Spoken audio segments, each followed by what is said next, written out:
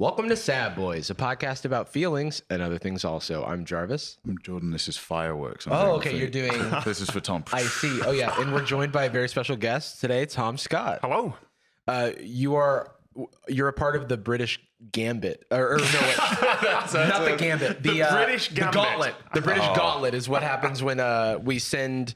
That's a shame because the British Gambit's a really bad opening in chess. The British Gambit is, bad opening in chess. The Peaky Blinders. Maybe, Yeah. Who knows? Okay, we'll go by the Gambit. Me, Taha. The Gambit is, you never know what Tom's going to say. He's always a firebrand. Bleep that. People think you're so considered, but this guy off microphone, the renegade. I turned up in blue flannel today. Everyone else is in red. And we gave you a very strict dress code of red flannel. 9 months pre-production. Yeah.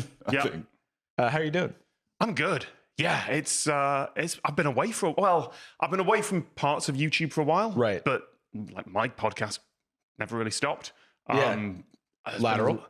Yeah, thank you for being on it. Yep. Both of you. Get the plug in early. Well, also, I will say that it's really fun to have like the different kind of countries of YouTube, not physical countries, but just like, you never know how related people are. So when we were on Lateral, I had so many random people being like, oh my God, you were on Lateral.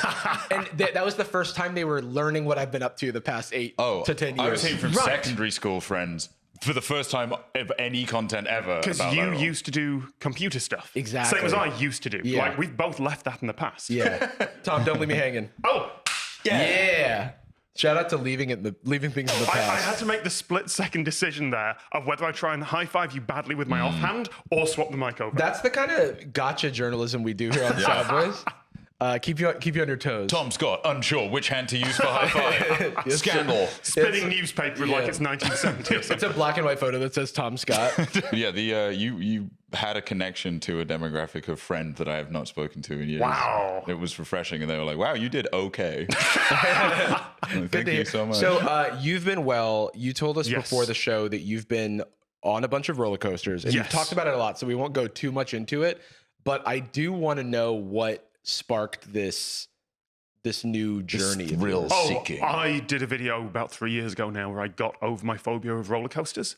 And that basically turned into an obsession. And I will happily monologue about that for an hour. So and I think I did on Hank's podcast a while back. We can move on for that. What have I been doing on like the 18 months I've been away? I've been on a lot of roller coasters. It was a lot of fun. That's not a euphemism. You went straight from that helicopter to a roller coaster.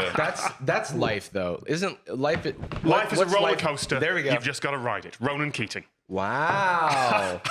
See, that's a reference that the Brits in the room will have got, which I think has gone straight over Jarvis's head. Completely over my head. Do you get it? I'm with you on that one. My mum hated that music. but the contrarian that I am. Never made it big in the US. It felt very strange to me that when Better Man came out, Robbie Williams, because I just hadn't thought about Robbie Williams for a decade. Well, I didn't know who. If I'm being honest, I didn't know who he was. That's what was surprising. He never broke America. Well, a couple of songs broke America, but he never got there. We were just like watching movie trailers on our Patreon, I guess. Patreon.com/sadboys. And you guys like your slop, don't you? And I was like, "Do you know who this is?" And Jordan's response was, "Kind of." I was like, "This is huge, but maybe operating in the kind of Kylie Minogue sphere." Where huge breakout songs, but I couldn't tell you about their life. And it's Weta, right? Weta burned so much money on this incredible render of a CG Bob Williams monkey, and I couldn't tell you what the movie would be about. I assumed it was singing. Apparently it's beautiful, is what sure. I've heard. I've heard it's really good. My favorite Kylie fact is that Kylie Jenner tried to trademark the word Kylie for cosmetics, and Kylie Minogue and her team were like, No, you don't get to do that. You might not have heard of us for a bit. We own Australia. Whenever I go to LAX, at every terminal, there's like a makeup vending machine that is full of the Kylie cosmetics make. I don't even know what product it is, but it just says Kylie 100 times. Oh, wow. Dude, we should buy some. Okay. One thing that keeps throwing me off about the streets of London is that in America, I actually don't know if it's illegal or not, but when you park on the side of the street, you only park in the direction of traffic on that side of the street. In the US, in the US. And so here it's like, yeah, I had to teach a friend that because he's pulling up in the US. I'm like, oh, you can't do that. You have to. Right. You have to. Is it legal to turn in the road here? I don't know. But it's in the UK. Check the state. Yeah. I do. I like the my partner is from Michigan, and it's so funny the things that people will take pride in culturally, state to state. And sometimes if I'm in a car with somebody from Michigan, they're like, you don't even understand the Michigan left. You're able to do this kind of specific U-turn that no one's. Yeah. It's like people that can't explain the offside rule. Right. They're Yes. like, okay, but what is it? And they're like, you wouldn't even get it. I hate Michigan lefts. what is a Michigan I have a left? harsh stance on this. It's just a U-turn with a stoplight. Yeah. It's you're on the but left it's side of the in road. Michigan, So, like 'cause- they have a. You Yeah. have to 'cause turn right and then U-turn, right? Well, yeah, because imagine a imagine a stoplight, if you will. Okay, Imagined. love them. You know how most stoplights, when it turns green, you'll wait for the traffic to go and then you'll turn left. Oh, like if you're They yielding don't do left that. turn. They don't have that in Michigan. What? I think they do in some Okay. places, but more often they'll have a Michigan left where you have to turn left into a where normally you would just do a U-turn and there's a stoplight and then you wait for that light to turn green. I see. It's just a U-turn, and everyone I've talked to from Michigan is like, yeah, the Michigan left. Yeah, it's elite. our U-turn. It's elite What's stuff. wrong? Scared? It is, I think, better. Like, it stops you crossing oncoming traffic at a dangerous point. But Right. Yeah, It's tricky definitely from LA safer. to be like, you guys don't get drive hit by an 18-wheeler. Yeah. I've got a British question. So American pride is certainly a thing, and in America, it's a little cringe to be overly patriotic.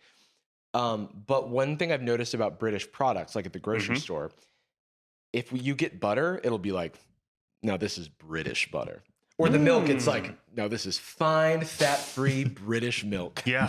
UK, Union Jack back on the front. Well, yes, except if you're in the regions. Or if you're in other countries outside England. Like see. Scotland, they'll have a saltire, they'll have a Scottish thing on it. Cornwall down the southwest will have a Cornish flag on it. I see. I was so curious about that. Yeah. Cornwall especially is really... I went to college in Falmouth. Right. And the Cornish connection to England... it's step sibling kind of connection. Yes. Or it's Cornish like, Connection it's sounds fine. like a radio program. You are thinking of Cymru Connection, which is a radio program. Wow, look at us. Cornish Connection would be a radio program about walking on a cliffside and being like, wow. Really beautiful cliffside, though, to be fair. Really And beautiful eating a cliffside. pasty. Sorry, I'm learning Yes, your sir. Good culture. reference. Yes, sir. What have you seen while you've been in London, then? So we went to Tate Modern, lovely. which was awesome. What else did we do? I keep forgetting. We saw a big spider at Tate Modern. We did see the giant arachnid. I I didn't didn't know there actually. was a giant... Well, there's like a few of those sculptures around the world. This is my giant spider. Yes, no. It Yeah. quite literally. Honestly, is, you got even height-wise, you got to nail it. as you're If this is entering, there's us- like a ramp on the way down, and then you're in this like mostly empty room before. It's like a loading brutal- zone So it's for a the turbine hall. It used to be where the turbines for the power station were. And when it got turned into an art gallery, they're like, okay, this is an enormous exhibition space. Every 6 months or so, we're gonna put a new thing in there. It is amazing. Yeah, it's beautiful. I guess it's the London place I've been to the most because it was like... The other power station got turned into a shopping mall. This one got turned into an art gallery. Do you know why the Westfield Mall here is gigantic? It is one of the largest malls I have ever seen in my life. Triple the size of the one in San Francisco. It is, yeah. We have a Westfield Mall in San Francisco, and it's tiny by comparison. And they Which put one? office spaces. We've got two of them. Oh, They're my both Lord. that big. What the hell? There was going to be a third in Croydon, but I think that's fallen through. Do they have their own like county code? We were trying to leave, and we couldn't figure out how to exit. Yeah. Well, it's an overnight ball. Yeah. And like the answer is because there was the demand for it.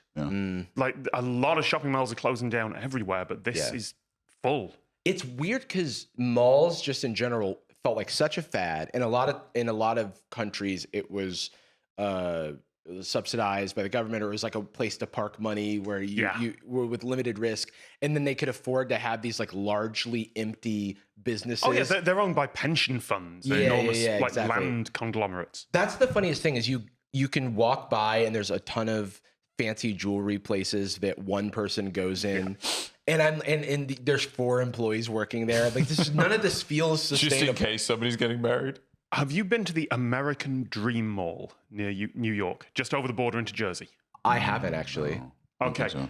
It is Mall of America, just a little bit smaller and transplanted to like within easy driving distance of New York City. And it nearly didn't open because they were like, brand new shopping mall, huge amount of stuff. We're going to open in 2020. Oh, wow. Wow. Yeah. Welcome to the mall of getting close to each other, holding hands and kissing. But like, I went there a few years ago for a roller coaster. Steepest one in the world. Inside of the mall? This is the thing. What? Right. Sorry, we're back to roller coasters. This is why I went here. Like, you think Westfield's big. That place has a Nickelodeon theme park, which includes the world's steepest roller coaster. Okay. 122-degree drop, I think. Why not? Yeah, so you go over and it's not a good ride. It just kind of hurts. It's also not been working for 3 years now. But the record-breaking ones are often like that, where the engineers were like, "Look what we did." Yeah. And I see why nobody else is doing this. Yeah. we're going to be on a Wikipedia page where that is past owners of the record as we continue this arms race of changing angles. That was the Coaster Wars about 20, 30 years ago. Yeah. The most stabby roller coaster. Right? Oh, that's Saw the Ride at Thorpe Park. God, Don't go on it. It's awful. It's like actively scary and cruel. No, it just hurts. Oh. It's just badly. Anyway. Shellraiser, yes. Shellraiser. Yeah, that's very it's fully themed for kids, and it's just actually okay. Well, painful. I mean, this is to it just murder. hurts, The poor children. right? Well, no, I think if you're younger than about 20, you'll probably You experience the forces differently. You'll bounce. Right, Whereas when you get to my age, I think you're in your 30s. Yeah. You get to our age, it's like no. It'll push my head into my neck, and I will look like a turtle leaving its shell. My feet will switch. Right? Oh my lord! But look at the scale of that. You get up to the top of the lift hill. They put a skylight in, so you've got a view over New York City, and then it drops down. It's just like Mega Blocks. Right. My eyes are struggling to I pass. do. Okay. The peak before a drop, where it feels like the universe is in the roller coaster is saying, "Say your prayers, say goodnight." Oh yeah, there's one at Alton Towers that used to whisper "Don't look down" just before you went, and they stopped doing that because the residents were like, "We can hear "Don't look down" every 15 seconds." Oh my god! You were phobic. You were, Yeah. And it was the process of conconquering that made you so locked in. American Dream Mall. I'm not going to go on about roller coaster. Yes. It has We're going to now plant roller coaster indoor on-ramps. water park. Stop. An indoor ski slope. Okay. Huge amounts Like of a dry slope? no, like a snow slope. Right? What? Sounds like a video game hub world. Yes. It's like got biomes. I'm walking around, and I'm sure it's busy some days. It must be because it survived. But I'm walking around. There's no one in this place. Loads of shop fronts just blank. There is an indoor like botanical garden thing, and all the shops are like luxury shops or experiences. There was one like pharmacy in there, and other than that, you don't go there to buy anything. I pick up my medication. I go on the steepest drop. I try and snowboard home. The Westfields are at least in part shopping centres, which is what we used to call malls. Like the ones, the regional ones in the UK, Brent Cross, Meadowhall, things like that, they are shopping centres. You go there to shop. This is like an entertainment destination. This is where you take the kids for a day to keep them occupied while it's raining. Do you think it's some kind of like speculative location, and maybe we can replicate this? And now there's so much surplus funding for something nobody's going to. Yeah, there was a great YouTube channel, Best Edmonton Mall. Oh, it is a channel about the West Edmonton Mall. Oh wow! But it's like, they used to have like a submarine ride, and they used to have huge amounts of theme park rides and things like that just because it was an entertainment destination. I love the idea. I'm not sure what like the rollout pace and plan was, but I love the idea that nobody's using the ski slope. What about like a crocodile swamp themed ride? Just constant shots. Well, one of my favorite like things that never got built was a thing called the Ride of Life, which there was a documentary on that's these made it to feel YouTube. like threats. Right? I promise. This was Meadowhall, which was a shopping mall in South Yorkshire near Sheffield that was just opening. I'm like, we are Absolutely mental night. This is the 90s. They were going to have an arcade and a food court. I'm like, you know what? Said the investors. We want some sort of entertainment attraction there. We want it to be like a dark ride, like Disneyland dark ride thing. But we're going to make it really British. We're going to hire like artists and builders and makers to make different scenes for this dark ride. And the makers were like, Have you been to Novelty Automation? No. No, you were now creating places. Maybe. You're making this Maybe up. as a kid. No, okay. it's only opened in the last few years. Oh, no. Novelty Automation is in Holborn, in London. Tim Hunkin is the guy who runs it. He's a maker who's worked on like big automata physical stuff for ages. And he's like comedy satirical arcade machines with physical things. I don't want to spoil some of it for you. I will warn you that the airport security simulator does exactly the joke that you worry it's going to do. Oh no.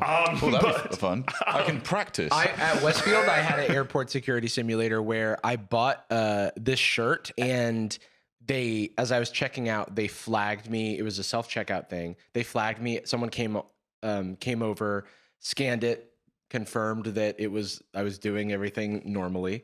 Then I tried to leave the mall, and then it beeped aggressively. Security guy pulls me. We have to go through the whole rigmarole again.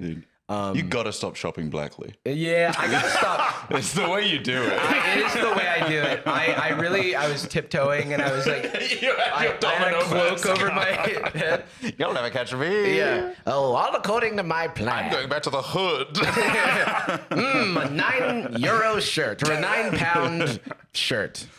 I'm going to try and untangle this 3 tangents deep thing we're on. Go for it. Good luck. Novelty Automation. Yes.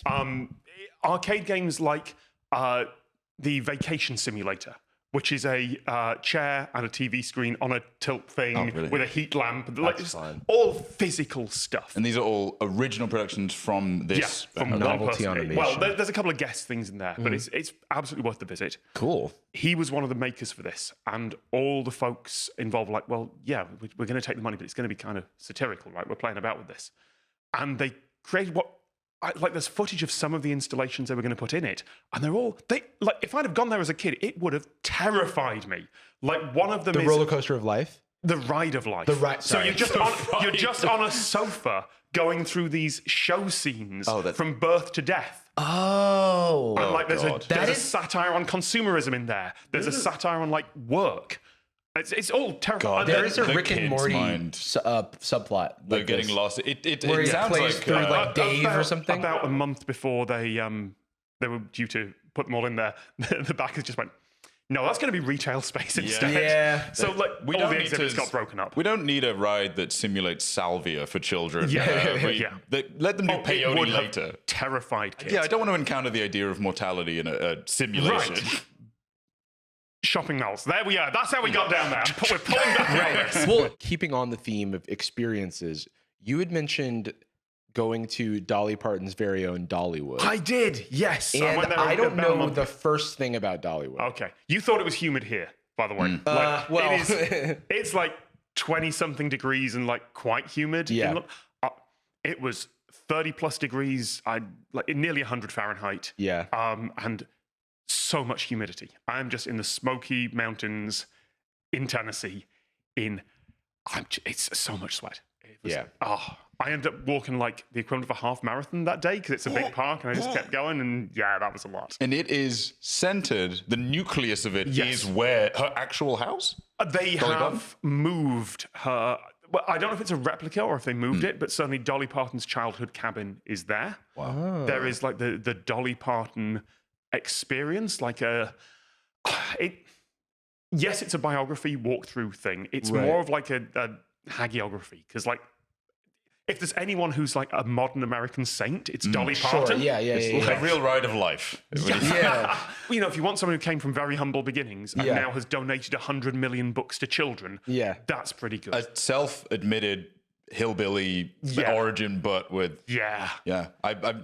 how close would you say it simulates the experience of the 2-scale cardboard cutout of Dolly Parton I have in a storage unit in Gloucestershire? Why do you have that? I did. This was not an invite for questions. Oh, okay. I see. Yes. This was You did. vague. That was on your rider. No questions about my Dolly That Parton could have cutout. been theoretical. I was kidding.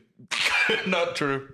Dolly Parton basically bought her old local theme park, I think in the 80s. Oh, that's really cool. And so it has a Dolly Parton theming there. Yeah. She certainly turns up. She's in on video in a couple of the shows, but mostly it's a good theme park. I like the focus For all ages. on the experience and then Dolly is like, and also I'm here. Hey. Enjoy. Yeah. This got the steepest drop. It'll separate your vertebrae from your hip bone. The Teenage Mutant Ninja Turtles could never. By the way, shout out Dolly Parton, the legend. Heroes in a half shell. I went to the Smoky Mountains one time with my sister to do some hiking and camping. And I had never been to Tennessee and was so excited to see the Appalachian Trail and all of that. And was not expecting the drive through Pigeon Forge. Right. Because just driving through the main strip, you see these big, like, replicas of the Titanic sinking. Yeah. Pigeon Forge. Have you been? Wait, you were Florida, right? Yeah. You know iDrive in Orlando. Mm-hmm. That, but in Tennessee, and maybe a little bit cheaper. Okay. Like there is a Titanic exhibition. There is the Pirates dinner show and the Hatfield and McCoy feud dinner show, which is a hell of a thing to make a show out of. There's also like a Ripley's Believe It or Not museum, and so it just looks like an upside down building that has been like ripped out of the ground. Cool. Yeah. I do love stuff like But that. a lot of the When time, they say white people have no culture. Okay, I talked to Hassan from Creators for Peace at VidCon before I went out, and he's like, "Yeah, I've been to Dollywood." And he's like, "That is one of the least comfortable places he's felt in the US. That's because funny. it is the whitest part of America I've ever been to. Yeah, and like I've been through rural West Virginia. Pigeon Forge felt more. it's also like most of the time they locked it in. It's most of the time like there's not a lot of people there ever. So a lot of times you'll drive through it and it looks like the weirdest ghost town you've ever seen. Because everyone's really pale. I do have a yes. And ghoulish. I have a similar story, not Dollywood, but Dolly Parton's Stampede in Branson, Missouri. They've changed the name of it. Yeah. So it used to be the Dixie Stampede a few years ago. Okay. And now it's, which is surprising that they changed it for Branson, Missouri. A group of friends But and I. it is a good. And again, shout out to Dolly Parton because it's like, hey, what if it was Dolly Parton, guys? Well, we like Dolly. But as I remember the story was Dolly was the one officially under the press release who was like, "Oh yeah, we've realised. Yeah, sorry." Yeah. But what they still do at Dolly Parton Stampede is that basically the crowd is split into like two teams to like root for who you want to win, and they still call it the North and the South. Oh, okay. Yeah, I wonder what that's in reference to. All the way in like Branson, Missouri, where every single place you look, there is like the most abhorrent like political ads you've ever seen. You're like, all right, yes, the North and the South. Okay, this is what we're doing. Dollywood was studiously, I don't want to say apolitical, but managing, in the same way that Dolly Parton has, managed to thread a line. Like Dolly Parton has threaded that needle incredibly well. She's a gay icon, history of supporting queer folks.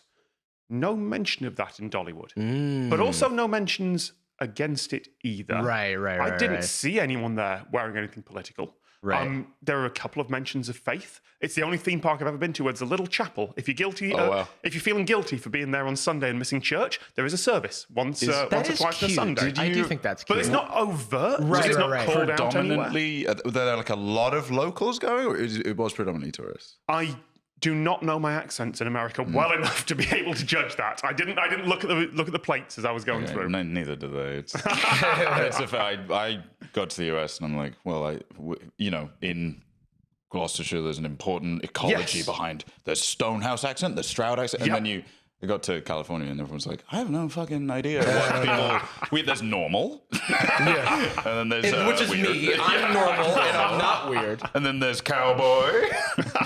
There are way less people now than used to, like growing up in one place. Yeah. A lot more people are going to be moving for work, or the parents are going to be moving for work. I'm sure it's still a thing, but I would suspect the mobilities are much greater. And their jobs far more often are interfacing with people that don't sound the same as them. Yes. And they have to be understood by them. Yep. Case in point, somebody maybe reducing and excising their farmer accent that they grew up with for the utility of doing a podcast. My dialect is over the Atlantic a lot of the time. I will still say cell phone for a few weeks. I only got back from like VidCon, open source, all that. I was in the US for a few weeks, which means I am now saying cell phone, and mobile instead of mobile. It will take just a couple of weeks for Wait, a brain to what click would back cell in. phone be? Mobile phone. Yeah. Oh, just mobile phone. Yeah. So I'll go cell phone. They'll say mobile phone, and that'll be mobile phone. Yeah, Right. It's a translation. It's like Esperanto. It's like we're trying to find something that works.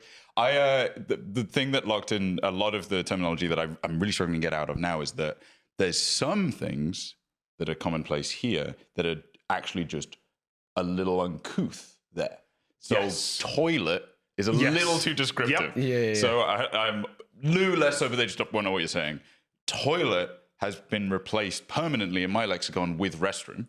Yep. And then is it Austin? You said washroom, right? That's pretty efficient. I don't mind washroom either. Washroom. The one that I grew up saying, but realized it is more of a personal at-home space is like bathroom. You know? That's can I use this restaurant's bathroom?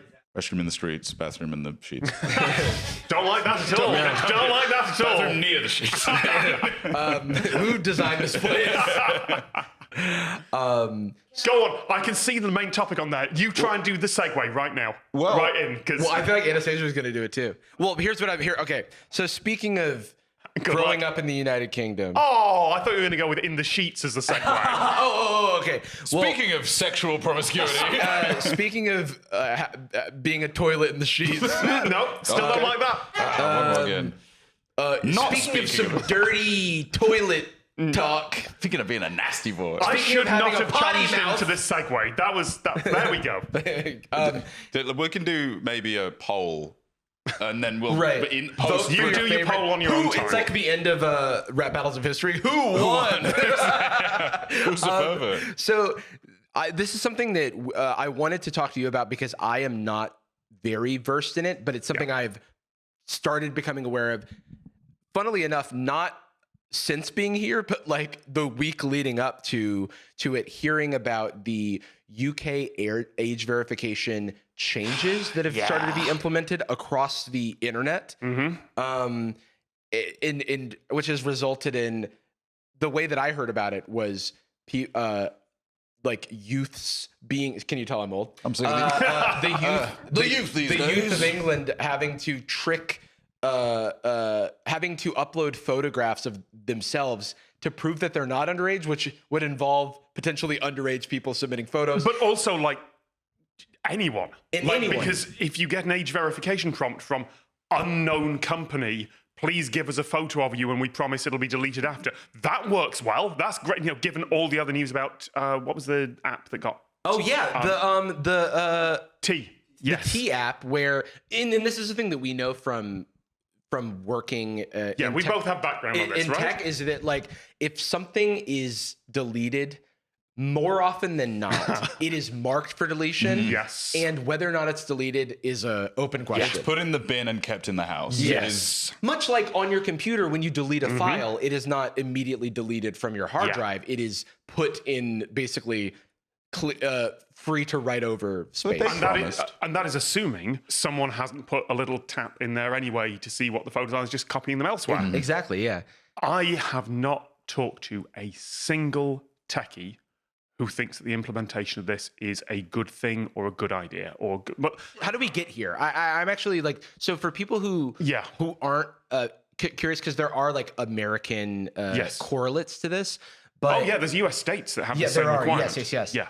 For a long time, various UK governments from like all over the political spectrum have been like, we should stop kids being able to see porn. Which, to be clear, good idea. Good mission. In favour of this. it is already a law. Yes, It is that is already a 18 thing. and over. Correct. And we also already had quite restrictive stuff. Like if you have an internet connection, if you are getting a new connection to your house, when you get that, by default, that will have child filtering on it. By default. Interesting. And you have to go in and specifically opt out. It's one of the sign-up screens. Specifically here. And Specifically in the UK. Yeah. If you have a mobile phone contract, by default, it will have child filtering on it, just by domain name. And it's a very easy thing. You go to a website or you make a call and you just say, I want that turned off, and it's turned off. Right. So by default, we already had this. And then because reasonably protecting children is a very good political vote winner Yeah. that it's very hard to argue against. Yeah. If you would like to continue to censor, Right. that's a good way It's to a argue Trojan it. horse in a way because like And there is a way to do this well. right. Google, okay, how much tech stuff do you want on that? I'm going to try, because I keep getting emails about it, because I used to do videos about computers. So I've had multiple emails saying, Tom, can you do an explanation? I don't do computer videos Jordan's anymore. not a computer person, Cool. and we're the only two, so we'll be able to know. We'll have stand-ins for our audience. All right. So I translate. am an optics and marketing for tech companies. Okay. So I know the aesthetics and the Trojan horses. Here is involved. how you would do that properly, I think. You would be able to load your driving license or your passport or prove that with one company. And that would probably be Google or Apple. Loads of US states have digital ID now. So you can just like, you get your code, you upload it to the phone. Yeah. And the phone can use something called a zero knowledge proof, which is basically incredibly complicated maths that I'm not going to try and explain here. But it means that how you could do it with the cooperation of Google and Apple is and Microsoft for desktop stuff, is you load it on, and then the website says, need to check this person's under 18. Yeah. Your phone goes, Face ID, Touch ID, password, something like that, and they go, yes. And that is- mechanisms already in place using tools. And the and- zero knowledge proof is like are you thinking of like hash comparison type so thing? it's zero knowledge both ways. Both ways. The Okay. website only gets the information you've given it. Over 18 or even like over 30. Right. Or over 50 or lives in this. So there's some privacy stuff there. Like if you want to lock down a site to certain areas, actually there's some possible bad stuff there as well. Right. Like you could create all of the questions and like kind of hit the thing. Yeah. But your phone's going to pop up like over 18. Yes. Face ID, Touch ID, something like that. Yep. Two-factor. It's two-factor for your age. The website doesn't know who you are. Yeah.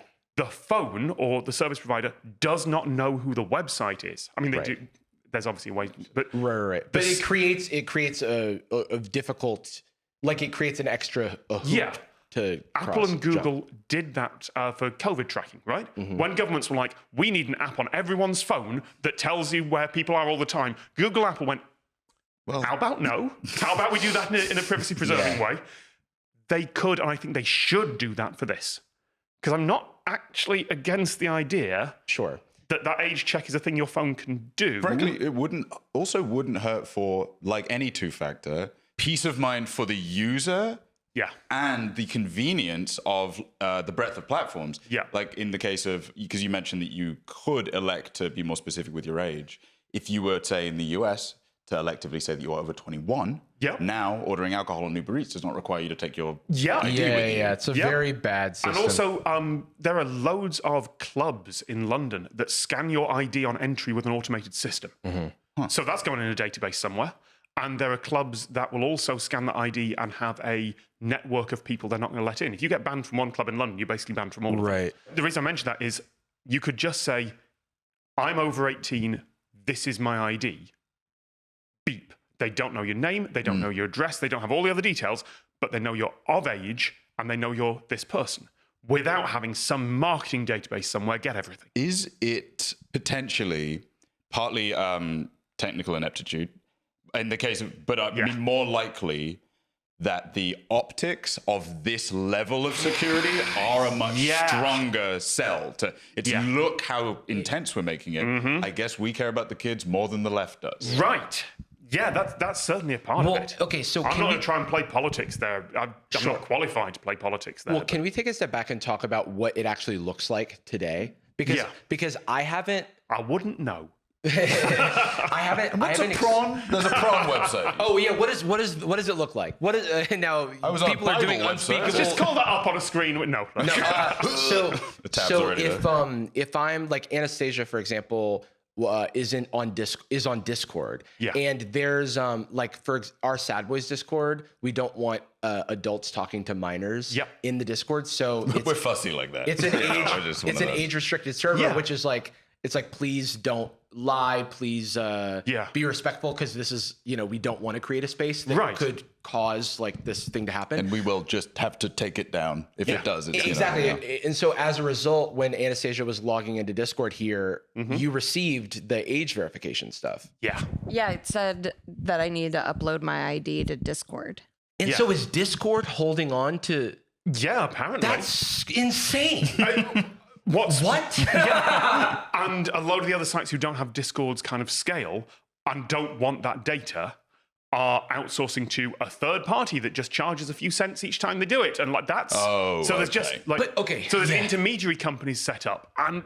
benefiting from the complicated process. And I'm just trying to tease apart some of the stuff we've already talked about. So when you were talking about, I would only trust a Google or an Apple to do this, we're in a tricky situation because I tend to not want to entrust public services to these private companies. Right. However, ideally this would work with GovUK, right? Or the equivalent. Like you have your digital ID on your phone. That is a thing that already exists in US states. Right.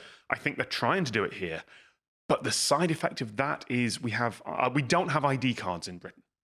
We by law, after we had ID cards during the Second World War, someone could ask you to show your papers, but it's kind of been a point of pride for decades that a police officer, unless you're being arrested, there are certain other powers, but like in general, you cannot be asked to show your papers in the UK. It's not a thing. Oh, they love doing that. Now, America could never. If you have an ID that is on a government database, I am not in principle against an ID card or an ID or the government saying, yep, that's that person. The problem is when that becomes the database of everything. There's your health records, there's your criminal records, there's your tax details, and they're all on one database, and one civil servant can just go, yeah. Like that's so obviously a bad thing. My index finger thumbprint to unlock my MacBook should not translate to every other available service. Yes. There should not be some Bobby that's able to access my 10 print on demand. And so to explain the implementation and why it's bad, by trusting either this random third party or each individual service with this PII, this publicly identifiable information, which they generally don't want. Like they don't want. It's a huge, like for example, at every company I've worked at, there's safety. Like usually PII is stored in a separate encrypted database that the average employee doesn't have access to, because I shouldn't have access to everyone's name, address, like if social security number, that type of thing.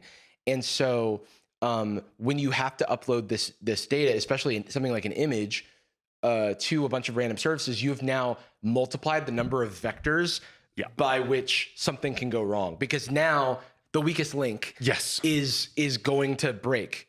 Yeah. And that's all it takes. Very similarly to why you don't use the same password on every website, because the second that you use that there is a working email password pair on a website, every like fraud bot, a bad actor is going to run that against every service to try and find access to whatever they can do to get money out of the equation. So getting access to your email or opening up a bank account or, whatever. Like, so that's why you don't want a single point of failure. And there's also the thing that it won't work.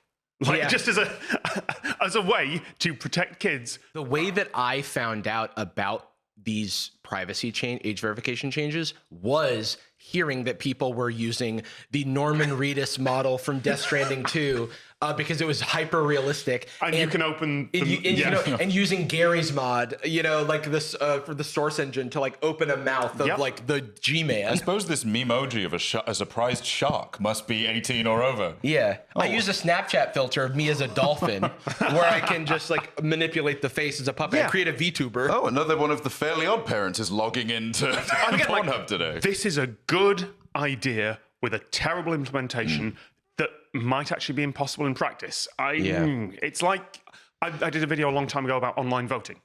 Like same thing, good idea in practice. There's no way to do it safely or well. Is there any chance that the impetus for fighting back against this comes on behalf of Pornhub, for example? Like their traffic and their utility will, I assume, absolutely crash with the tiniest bit of friction. Presumably, yeah. No pun intended.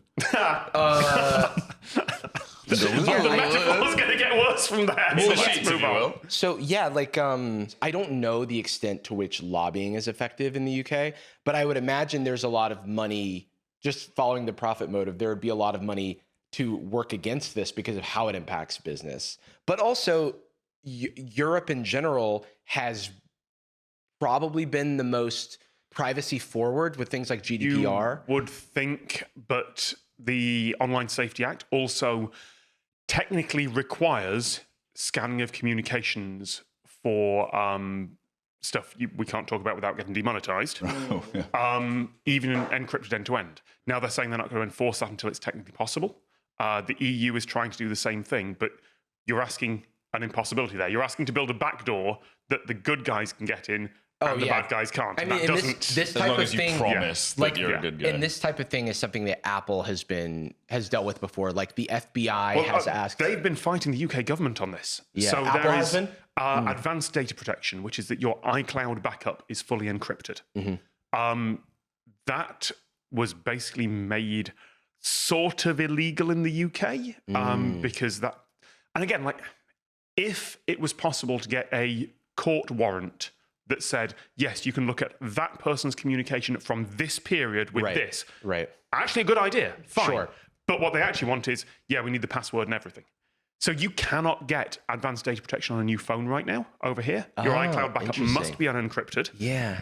And at some point, they are probably going to turn it off for older phones unless they win the court case. This is just a general like ethical issue with big tech because if the issue is like any government, it doesn't matter. This is like kind of an apolitical point. Any government can be acting in a unfair way internationally.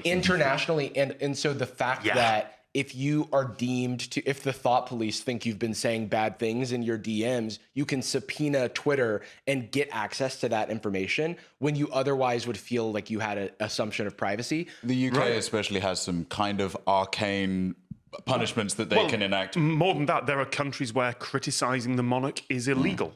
There are countries where criticizing the ruling party will get and this is why like you have like encrypted messaging services that like if you're a journalist, for example, and you want to communicate with people who would otherwise like want a safe form of communication to share some atrocity that's become of them, then we have like there's also a lot of illegal activity, but like it is one of those things where there is no correct answer. Yeah, it's like I feel like there has to be these channels of privacy. I would fall on the side of privacy is better and encryption is better. Exactly. But I recognize that is not a certain opinion. And a very unpalatable pushback against the like nice, intuitive, digestible sell of, hey, we should be age gating things. Yeah. It's almost like making any of these points has to be front porch. It's impossible not to. It's impossible to argue because the counter argument is you just want the bad guys to be able to do bad guy stuff. Do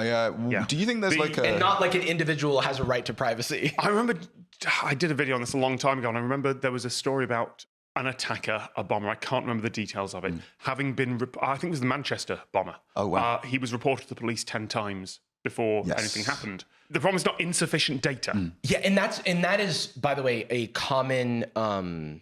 Like I watched a documentary about the tube bombings that happened in London. 7/7 and 7/7, yeah, and then you also have this with things like September 11th, where the intelligence is there. Yeah, and these intelligence professionals who. You have to take what they say as a grain of salt because they are mouthpieces for the government or intelligence agencies. But the people who seemed very distraught that these bad things that happened on their watch and are the like kind of sort of regular line workers are like, we have the intelligence, but we know something is going to happen, but we don't know when or where. And you cannot arrest someone for something they haven't done yet. Because there's a little book called 1984. But it's fine. We have AI now for that. Sorry, I mentioned the horrible... No, but that's the thing. It's like, okay, so another downside of having all of this information in one place is...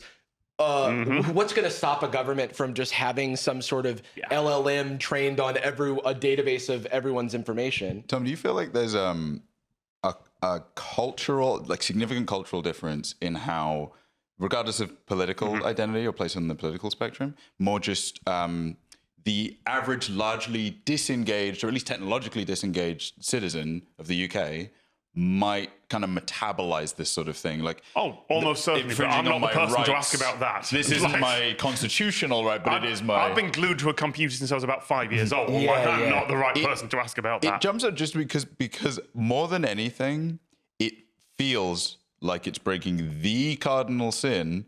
It's a bit rude. Yes. It's a Yes, bit it like, is. you want to see my face? No. Excuse you. Which it has, it's kind of incredible how that supplanted most of the functions of Constitution because it's not the done thing. No, I'm absolutely like, not. You could do it, but I'm in front of everyone. But that's against the rules. You don't get to come to Christmas if you do. I appreciate just how fancy your accent got there. Well, I'm from the countryside. I would like to see your encryption, please. You might think I'm not too interested in technology. My private key, you say. So I actually realized that we have a lot of similar legislation in some American states, but this is one of those weird, like, states' rights type thing where there's not something coming from the top, from the government, but there are these, we want to support family values type laws. I know it's in a number of U.S. states, but not anyone that I currently live in. So It's like a third of the United States. that's crazy. And I Yeah. With the think same implementation or similar Well, implementation? no. So the thing about this that's a tell me. little These are all less so severe recent, yeah. than the UK is that it's specifically for websites with more than a third of the website being pornographic material. Yeah. But in the UK, it's like even like Reddit and Discord. Yeah.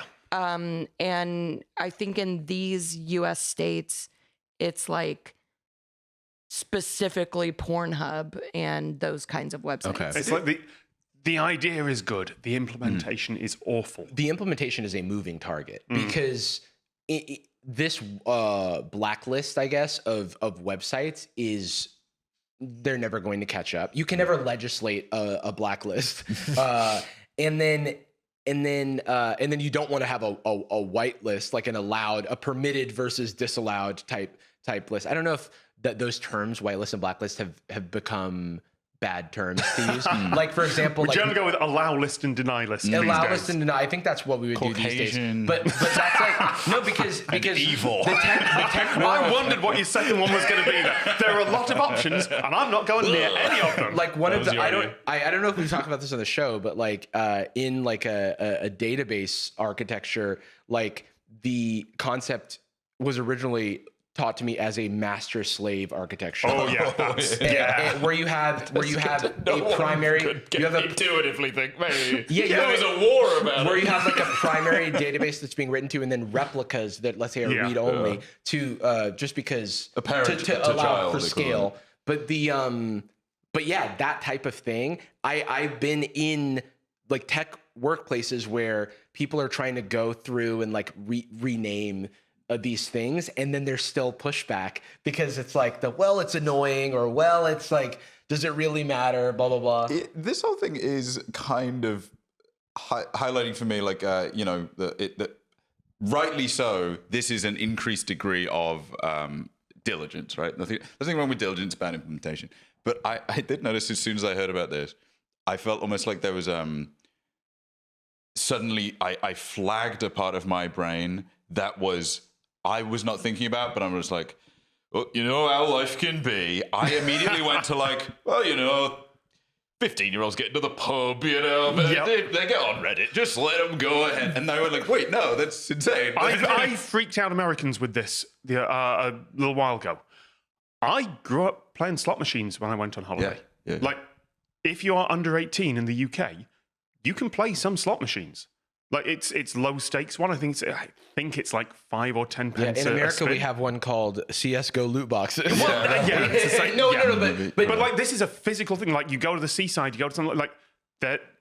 And I guess there's not too much difference between that and like the ticket machines. But this is like, no, they pay out money. You can, that's you wild. can play one in like in the daytime Weatherspoons, the kids can use that one that's in the corner. Yeah, but that is technically over. That's got a little thing that's over 18 because only. it's in that look. It's in a pub and it's got a higher. I think it's like £1 a play or something like that. Maybe like a chippy then instead. Yeah, those but ones. like the ones are like 10, 20p at seaside arcades.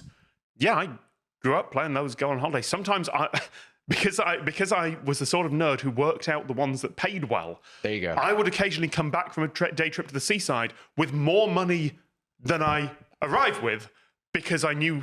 Oh yeah, play that machine at the right time. I'm like, that is not a good lesson to teach a Not a kid. good lesson. That's really bad. At 20p is high stakes gambling at age 6. Oh, yeah, you know, right. Yeah. And then you get older and you go like, well, proportionally it's $1,000. But it's like, yeah, that was perfectly normal. That didn't mess me. I don't think it messed me up. Didn't do anything to me. But also that's the sweat. thing about gambling too, is that you might not be the type of person. Right. But the issue is that there's I don't know the actual percentage chance, but there's a 15% chance that becomes an addiction. There is a book by Natasha Dow Schull, I think her name is, called Addiction by Design. And I think it's her PhD thesis turned into a book because the introduction is quite dense. Get past that, you're fine. But it is a long study over years of interviews with problem gamblers in Las Vegas and the machine designers. I thought it was going to be this fairly light-hearted read about how slot designers and casino. No, it's harrowing. It's not a mechanical, it's more actual anecdotal. It is Like kind of how it destroys lives. the thing that I learned from it is that problem gamblers, for the most part, are not trying to win. They are trying to stay in a flow state where they have the button and they have the reels, and sometimes it wins, and it's this complete hack of the brain's dopamine system. And It's the process, not the result. It's the process. It's I'm going to get to sit here for 8 hours and not really exist. Yeah. But at the same time, like that, I think that should be illegal.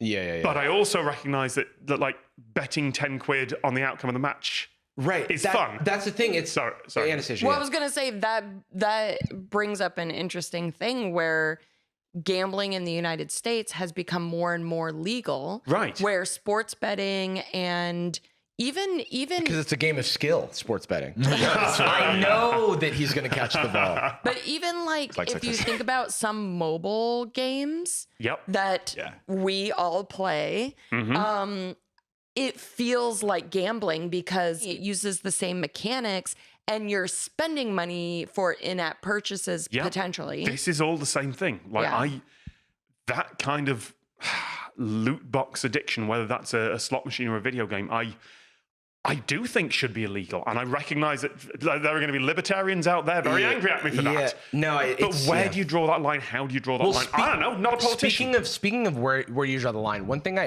to wrap up this age verification stuff, unfortunately, in talking about how it's one thing that to have a sentiment that is agreeable, but the implementation, I feel, is genuinely impossible. Yes. Because the logical extension of this is video cards now have boob detection. Yeah. And then that is where they it's like locked out at the heart. Every screen. The US government tried to do it for encryption. Right. They tried the clipper chip. Or was that? I might be getting two things confused there, but there was certainly an attempt to require in the 90s that all computers had a little back door in them. Yes, but then that type of thing is going to continue. Is that the clipper chip or was that something else? I don't know. I might throw that one out too. But I do know that the general sentiment of a backdoor for the good guys is a thing that comes up time and time again because it's a very easy concept to agree with. Yep. But it is impossible to implement, and it is so odd. I mean, it's not odd, but knowing what I know about encryption, when Apple, and I'm not trying to defend this $1 trillion company, but when the FBI is like, Apple, please put a backdoor in the encryption so we can unlock the killer's iPhone. Yeah. They what their response is, hey, that makes all of our security less secure. And I kind of don't believe you that it is only for the killer. This is the thing, and that's the thing, exactly. The way it used to work, and we should wrap this one up. Like the way, clipper chip, 1993. The idea that every computer was going to have a built-in backdoor, it didn't work. That's such an insane request. The way, remember, I was like, the worst thing you could do. Oh, they tried it. Okay, cool. Well, remember, the world they're coming from was analog. If you want to, if you knew that that's the the guy from the mob. Right. And we need to listen in on his communications. Then you would go to a court and you say, yes, you can have a wiretap on his phone because you have presented this evidence. Yeah. And someone would have to physically go to the telephone exchange, and it was called a wiretap. It's like putting a tap on the thing, like he's listening. It's like a siphon. Yeah. And someone has to be there. And I don't know when Rico was introduced, but that became even easier. Yeah, Like you didn't but have to like quite the same license. And that's Patriot Act reasonable, as well. I think, because that's what I grew up with. Like that is a reasonable thing, but that's not what they're asking for. They're asking for basically the contents of someone's external brain to sift through. Yeah. And everyone that they've talked with. No, absolutely not. Because look, like for example, like another analogy is a search warrant to enter a home. Yeah. Well, worst comes to worst, they have a battering ram to push open the door. There is no battering ram to beat the encryption until we solve like P equals MP or whatever. Yeah. Until we ban door locks. Or we give a master key. And so that's literally what it is. Right. So that's where I was going with this is the government's like, but the good guy should have a master key. And it's like, that means they can get everywhere about no one has privacy if the good guys have a master key. We've accidentally put a photo of the master key up. I'm sorry, The CIA everyone. and the NSA have all been hacked. like They there leave have like been hackers who USB have, drives in the public toilet, and it lets people like access the data. there is software like that we use to the software that we use to spy on like the Iran nuclear program was like leaked by like a teenager and like put on GitHub. You know what I mean? Like there are like suites of CIA intelligence tools that this is supposed to be so secure or whatever that we now have access to because gray hat or whatever hackers thought that they were that this was unethical, and then they like tried to battle this like with their it's like the clash of these computing ethics, and the result was we dumped a bunch of these like surveillance tools. Okay, what's to stop that from happening to anything? But even more than that, you use the term "good guys." They're not always good guys. All the time. That's a big the quote good guys there. thing is the thing that's hard to disagree with. Yeah. Because when you say good guys, you go, oh yeah, good guys, and then you try to implement good guys, and that's impossible. And you don't mean the monarch in the other country who thinks he's the good guy for killing anyone who dares speak against him. As a visa recipient from the U.S. government, I should qualify. They're so cool. They're so good.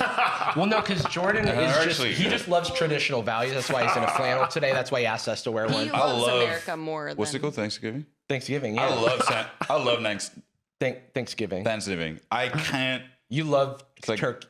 You love the turkey. I love turkeys. You love it when the president kills a turkey, or what does he do? Pardons it. He says this one doesn't have to die. He pardons a Turkish guy. I went to a Thanksgiving party once where someone deep fried a turkey. Legend. It was fashionable for a while. I think it involves an oil drum. That's such an enormous and space. a fire and like a chain to lower the turkey. That's awesome. That's like Aztec execution. Yeah, that the feels turkey's weirdly not medieval. live as it goes in, to be clear. No. But they have to put out safety warnings about it every year because of people who don't understand Archimedes' law and who fill the drum up, heat the drum, and then lower and all the boiling oil spills out into the fire. I'm smiling, but that's horrific for everyone involved. They deep fried that. Now I'm deep fried. Yeah.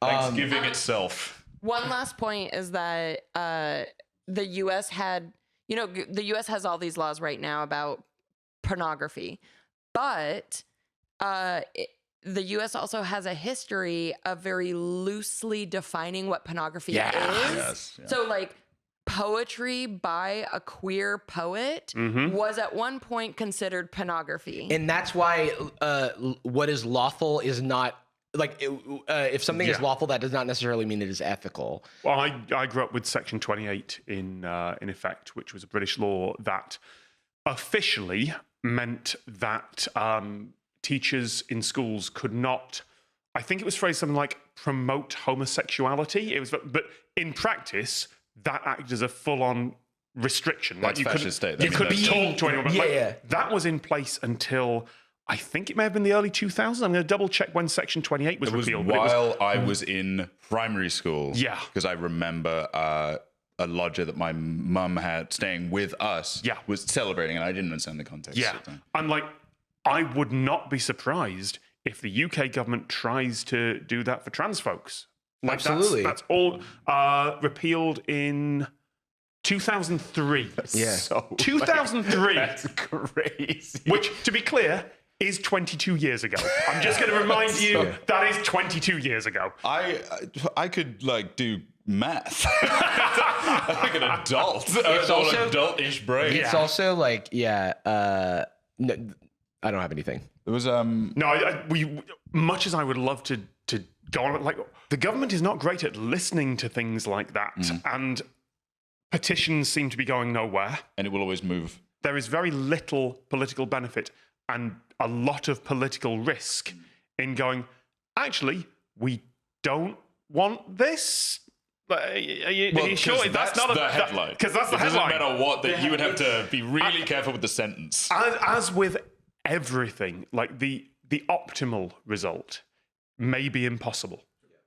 And there may be a local maximum that it's easy to get stuck in. Absolutely. Yeah, a world where this technology is used to block a video nasty, right? What's the difference, genuinely? England's so sick.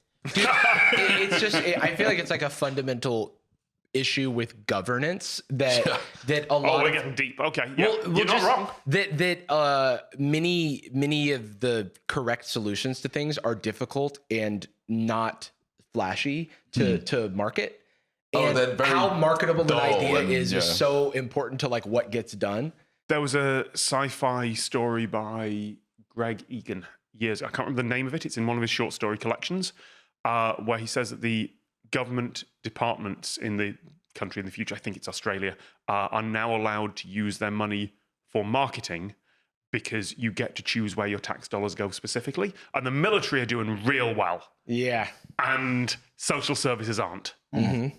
And it was just this little sideline in an all generally dystopian story. It's like, oh, you just gonna throw that one in there. You're just gonna- One good thing. Thanks. Great. That actually sounds really good.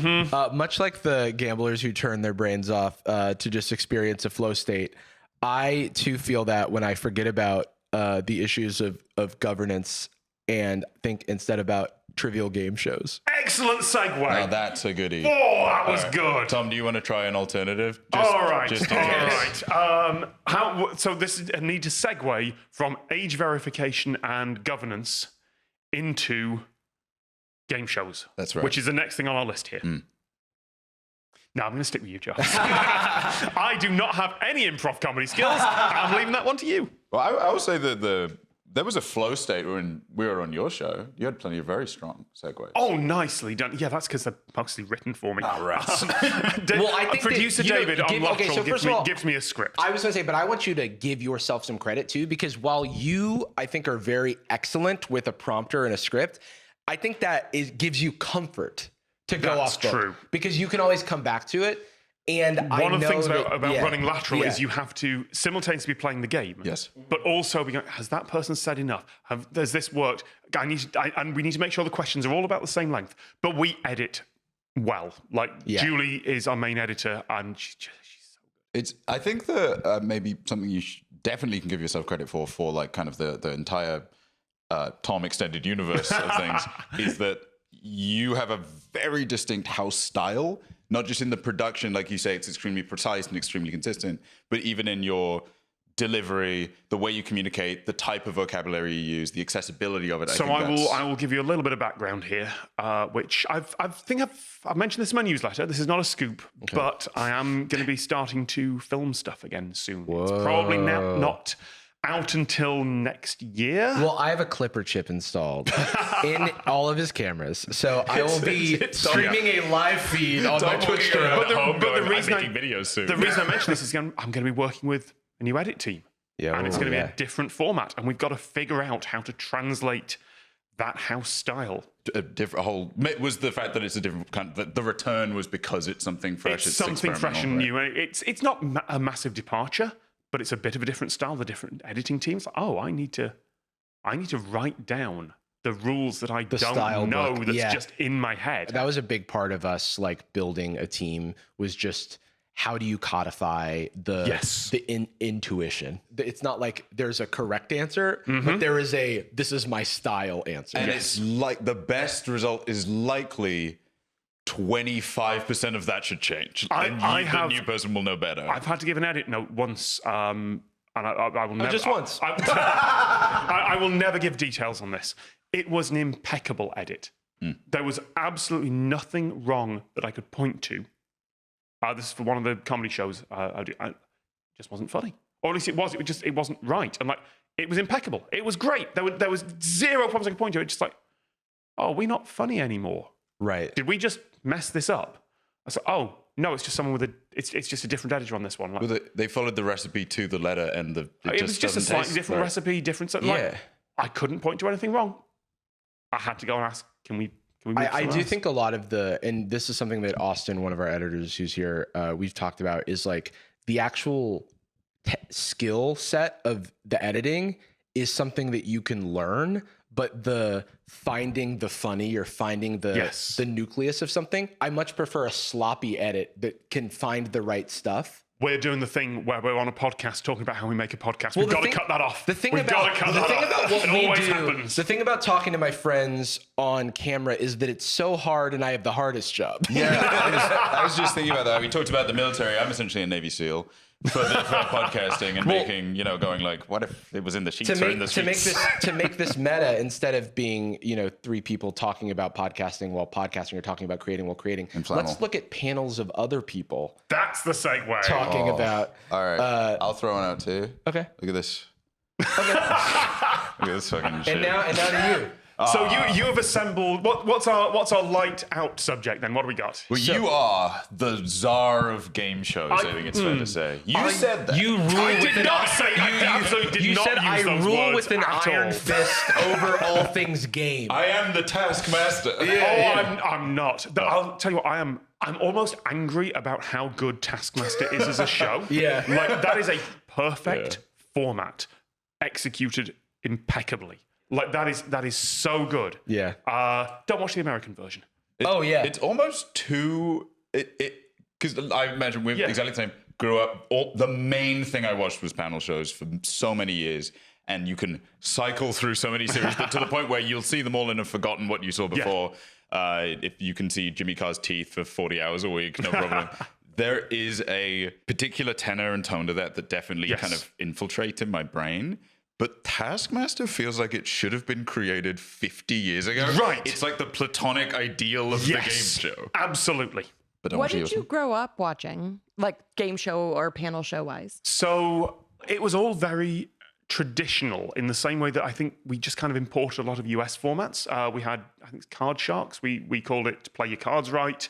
We had Match Game, but we called it Blankety Blank. Oh, is that the same thing? That's the same thing. Oh, I've never seen Match Game. But it's Blankety Blank. Yeah. We had a lot of US formats, and then it got to the 90s, and we started exporting formats. Who Wants to Be a Millionaire was British. Right.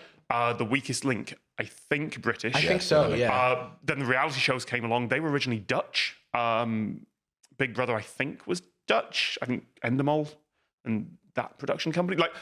Listen, when you said the phrase "czar of game shows," all I will say is, if I were to go on a game show, my specialist subject would probably be game shows. Yes, right. That would be your Brainiac, your University Challenge tier focal point. I got to do University Challenge. Really? They did. So this is basically College Bowl televised. Oh, okay, yeah. Like Quiz Bowl. Yeah.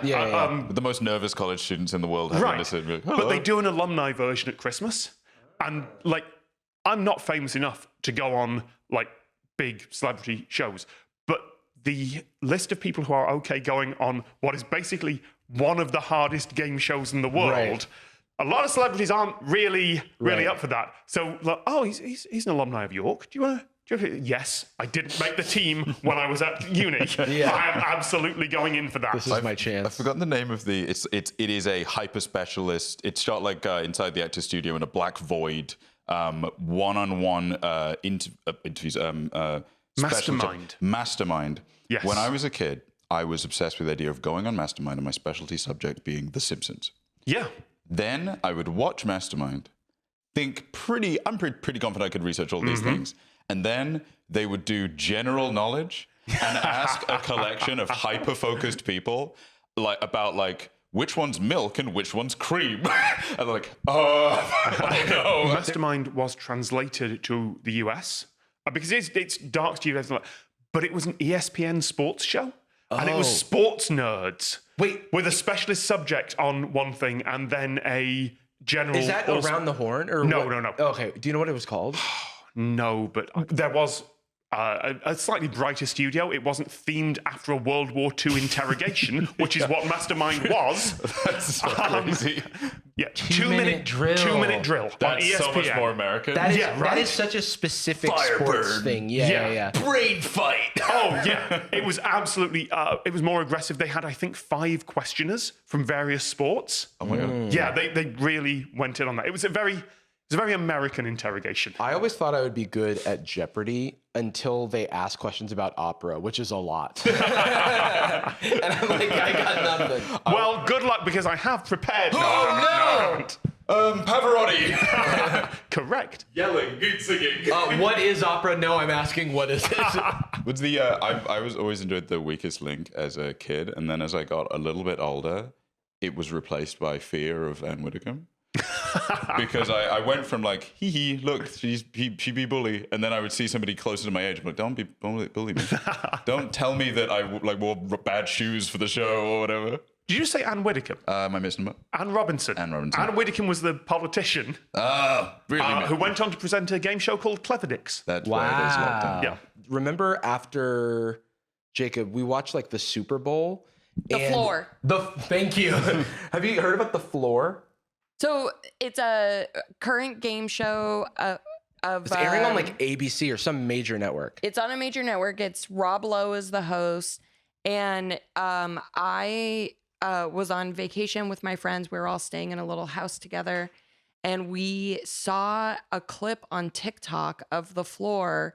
We were like, "What the hell is this?" Because they'll show a photo of strawberries and the lady dings and goes, strawberries. Oh, it's like, yes, I have seen a clip of this. Why yes. is this a game and show? it's like everyone is an area expert in something, but then so you have a piece of The Floor that's like your expertise. And you're trying to conquer the whole floor. But it starts very easy. Okay. And some of the expertise are like groceries, toiletries. Right. It's like, anyone can do this. Roman leaders. But then it goes to physics. And apparently this, according to, I don't know what site this is, but according to this headline, it was created in Holland. Oh. That makes sense. There are a lot of Dutch producers of game shows. Weirdly, a lot of stuff's come out of it. I think the Mole came out of there. I think the Traitors came out of there. I was going to say, this is like Sweden and music producers. Yeah, kind of. The one I've seen in terms of translations, have a look for something called Beat the Bridge. Beat the Bridge? It's a game show network one. Beat or beep? Beat. Beat. This is a UK show called Bridge of Lies. Which is A, a better title. Yeah. And B, has a complicated grid on the floor, almost like a grid of hexagons. Mm-hmm. The correct answers you have to step on, the bad ones you have to avoid. There's all sorts of rules. Right. And it's actually kind of complicated. It's presented by a soap act. I think it's Ross Kemp. It's quite, wow. Yeah, that would be great. Right. Oh, have they taken it down because it was mocked too much? Beat the we must be able Bridge. to find a hidden. Beat the Bridge is a series of 50-50 choices on the bridge. And they're all quite easy. And this magic LED floor is not this thing that contestants have to plot around and go, oh, well, I can go back there and get some more money. I've got 3 minutes left on the clock. So if I go, I'll do 50-50 choice. Here's the next question. It's just Here's the the next question. Here's the next question. What's your favorite meal? The reason I mention it is someone linked it to me. So look at the first shot of this. The first shot is a crash zoom from the wide shot of the studio into the host's face. And it wobbles a little. And they don't quite get it right. And there's like an awkward half second before he does his introduction. Like, you could have reshot that. You could absolutely have reshot that. But it's Game Show Network. And it's like, we did not It's have time first to do draft that. will have to be good enough. That's the virtuoso element, right? People think shows like this would be easy to make, but it's that tiny amount of precision that keeps you immersed. Well, this is why we are holding microphones, right? you don't shoot for the moon and miss. Like, you make the best version of what you can make. Yeah. And if you're going to make a TV show, you make a TV show. If you're going to make a podcast, you make a podcast. Yeah. We were going to show clips of game shows, but it turns out that you have invited someone on who's... I just want to... Your brain is clips. So maybe we can do this on Boyz Nightz, which is our Patreon exclusive podcast where Tom will be joining us. I'm also interested in a fun, like, little interest area of mine is game show fraud. Yeah. And there's a lot of interesting steaming mad controversies and going back to like the 50s and like Yeah. radio call-in shows and trying to make a show more popular by having a popular character that people follow along with. Yep. So maybe we'll talk about that over on Boyz Nightz. I'm loving hearing about this. This is all new to me. And also potentially we'll look at the clips then. Yeah, maybe we'll look at them over there. Right. So, but Tom, thank you so much for joining us. Thank you. It's always interesting on these podcasts where it's like, and we have hit time. That's it. That's it. Yep, cut it. It's great because someone is doing their dishes right now and they're like, shit, I have to find a new episode. my intrinsic, we need a beginning and a middle and an end. And we need to call back to the thing we said. I can't remember what we said up at the start. I don't think let's see, improv brain. We went back started. You know what we kind of did? We went back to British game shows. We started with like what you've been doing in London. It's almost a full loop. As a couple of patriots, it's nice to wrap it up right in place. God save the Queen. Get the hell out of this country. King. Okay, brother. King. God save Charles. Yeah. He needs all the help he's got. God needs to step in. Thanks again, Tom. Well, do you want to promote anything? Lateral. There's an episode. There's an episode of Lateral with these two on it. Yeah. Oh, yeah. So we went on Tom's game show / podcast Lateral. It was an incredible time. I had quite the joy. There's a couple episodes actually. And Yes. So you can check those out. We'll have the link in the description. But Tom, thank you so much for being here. Thank you for the invite. We end every episode of Sad Boys with a particular phrase. We love you. And we're sorry. Boom. Bang, bang. All right. Sorry. Gucci girl, how you doing? How you moving, girl? Moving, girl. How's your day looking? That future girl, yeah, we on now. Take my money, go away, or you want it? Girl, too rich for me.